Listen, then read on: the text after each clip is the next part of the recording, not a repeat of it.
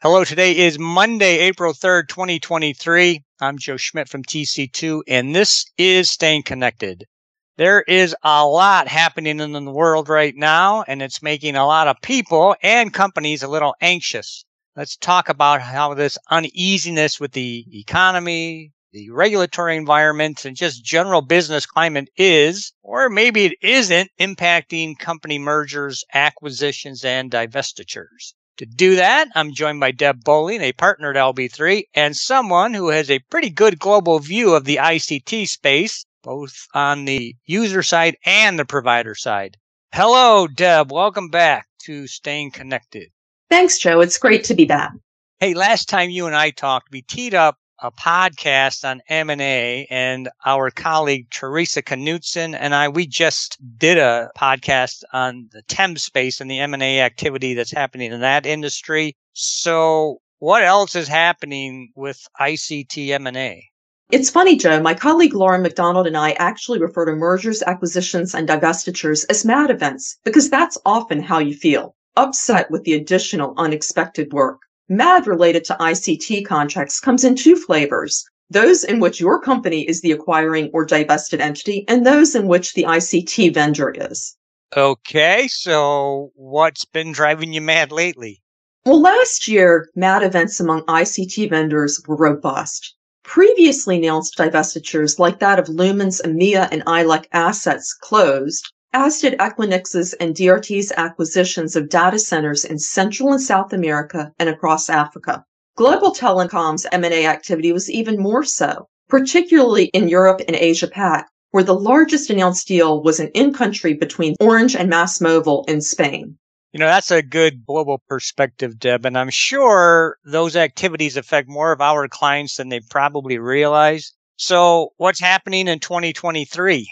ICT vendor MAD events will continue in 2023, more likely with the Goliaths acquiring the Samsons, those smaller, stronger players. So you mean like T-Mobile's recent announcement that it was acquiring Mint Mobile? Yes, that's right. There's also SES's announcement of merger talks with Intelsat. In Q1 2023, Packet Fabric and Unitas Global announced a merger. Singtel continued its data center acquisitions, and various in-country or regional players like atNorth continued acquisitions to expand in and beyond their territories. Some commentators see Asia telecoms companies as the most likely targets, particularly where there are 4 or more providers, such as in India, Japan, and Sri Lanka. M&As will likely continue despite increased acquisition, financing cost, and possibly more aggressive regulatory reviews. The Australia Communications Commission's attempt to block the Telstra and TPG spectrum and tower deals for competition concerns, however, didn't dissuade T-Mobile's acquisition of Mint Mobile.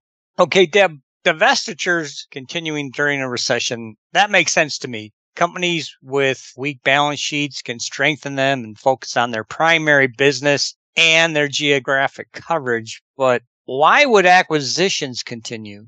Well, businesses' demand for ICT, particularly telecoms, data, broadband, and wireless services, is inelastic. It even continues to grow as businesses focus on automation. For ICT vendor M&A deals that are close to or announced in 2023, enterprise ICT customers need to be prepared. And how do they do that? Well, a complete description would take way too long, so I'll give you the big MAD event to-dos. Okay, have at it. First, for MAD events among ICT vendors, make sure your contracts provide a right to choose which contract to purchase under post-closing, termination rights if there's a change in control of the vendor that makes the vendor's financial assurances unacceptable, and limits on the vendor's rights to groom the network for dedicated circuits, with proof of the routing when the customer requests. Okay, those are some things an enterprise customer should do if their vendor has some type of M&A activity. What if the enterprise is spinning out a division or buying another company? For enterprise ICT customer divestitures, use of the services will fall. Your contract should require or provide a reduction to commitments for MAD events, continued provision of services to the divested entity under your contract for a period of time, Vendor obligations to perform transfers of services quickly and without excuses so that a vested entity's services can more easily be moved from your contract to its contract.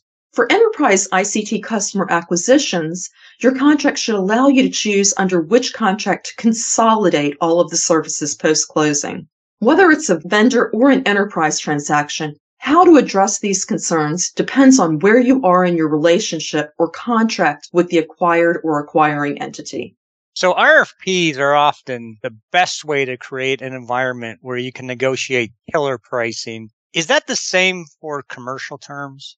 Usually, Joe, that's the perfect time to make sure the clauses discussed are part of the contract you sign, including the terms in the RFP issued.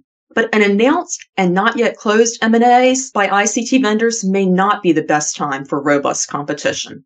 What do you mean? The to-be-acquired entity should participate independently. In fact, it can't defer until the organization is closed under laws, and it should aggressively compete in new business opportunities. Unfortunately, that hasn't been our experience. The to-be-acquired entity has occasionally declined to or reluctantly participated in an RFP, perhaps because its employees plan to leave the company before closing. Got it. And that makes sense. I'd probably be distracted too, and not at my best if I worked for one of those companies. Okay, assuming the acquisition has closed and the acquiring enterprise has done the comprehensive comparison of its and the acquired entity's contract, then what? Okay, well, the acquired entity could either be the vendor acquired the entity or the enterprise acquired the entity. Either way, there are several options. First, choose which contract you want to use for the long term. If there's a relatively short term left in the weaker contract and revenue commitments have been met, let the weaker contract expire and ensure it doesn't auto-renew. We've seen clients caught by auto-renewals. If it has a longer term with unmet commitments, begin work consolidating the contract into a single agreement that includes the 10 clauses I talked about. Also, start negotiating the transfer of services, focusing on the specific services to be transferred and consolidated in the chosen contract. Hey, Deb, what if the contract term is finished? You may be one of those fortunate enterprise customers that's at the end of the finished term contract and you're in a transition period, so your pricing is protected and you're satisfied with the contract. You just want to extend it. That sounds easy, but it may not be. The acquiring ICT vendor may view the acquired entity's contract as unacceptable, refuse to extend the contract, and insist on an entirely new one on its paper. For the past few years, Lumen has pursued this approach with its level 3 customers. Hey, Deb, we are about out of time. Do you have any last thoughts?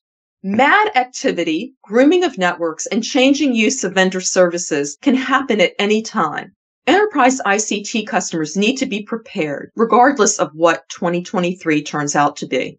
Okay, thanks, Deb. That was a good global view of ICT supplier activity and really a nice summary of what enterprises can do if they are affected. If you'd like to hear more about the changing ICT landscape, you can contact Deb or me or any of our LB3 and TC2 colleagues by giving us a call or dropping us an email. You can also stay current by subscribing to Staying Connected, by checking out our websites, and by following us on LinkedIn.